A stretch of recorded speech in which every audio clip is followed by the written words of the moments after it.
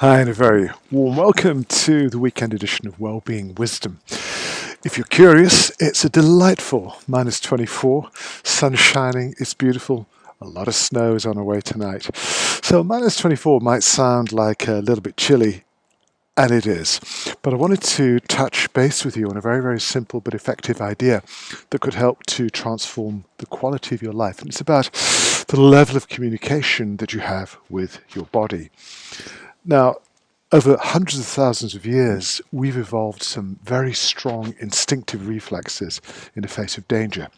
These are survival mechanisms. They're the ways that our body reacted to subtle signals from the environment. Sometimes the information wasn't even visible. It's a scent, a vibration, something that we can barely hear. But these are signals that we evolved to pick up. They alerted us to potential danger, to situations that could be harmful. And they have an enormous advantage because they helped us to survive. Now, in our world, where we rely very much on a very narrow field of perception, it's easy to overlook the impact, the influence of your own body in terms of interpreting what's going on around you. So, if you're facing a perplexing challenge or a difficult problem, if you don't know which way to turn, which direction would be best for you, relax. Take a moment to consider how your body's responding. How does your stomach feel? How does your chest feel? Do you have a reaction from your heart? Because we've evolved, as I said, over quite a long period of time to be intimately involved with our environment, to pick up all kinds of signals. And this kind of information, this deeply personal feedback, is available to us all the time. And if you can learn to relax, to breathe, listen to your body. Yeah, it is cold out here today.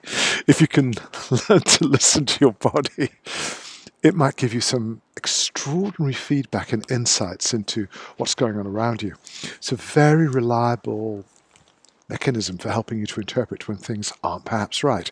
Now, if you're one of those rare people who's experienced heartbreak, usually in our younger years, if you've experienced failed relationships and disappointment, you probably learned that we should be a little bit more appreciative of some of the warning signals that our bodies give us. Think, well, this isn't necessarily the right person for me to be spending time with. I know, in the folly of our youth, we often ignore this kind of information, much to our parents' horror. But the fact is that a similar kind of mechanism can help us to perhaps avoid situations which really don't serve our best interests, whether that's a work situation, in a family. It's particularly important in relationships. But while it's difficult sometimes to articulate how our gut instincts are communicating, we do understand the message.